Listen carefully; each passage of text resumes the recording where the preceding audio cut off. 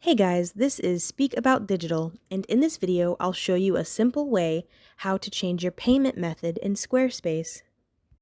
This can be useful if you want to update your billing information or switch to a different payment method. So this is like an easy and short tutorial. Just before I do so, I'd like to point your interest and awareness at a link in the description of this video, which will take you to a free trial version of Squarespace.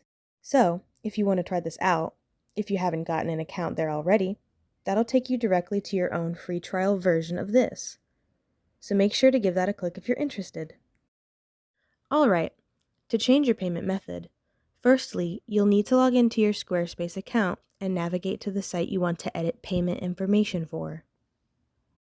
Then, click on the three dots next to the site. From the drop-down menu, select Billing. This will take you to the Subscriptions page. Once you're on the Subscriptions page, click on Payment Information. Here, you'll see the existing payment information associated with your site. To change the payment method, simply click on the existing information you want to change. For example, if you want to change the card number, click the current card number. Enter your new card information and the associated billing address.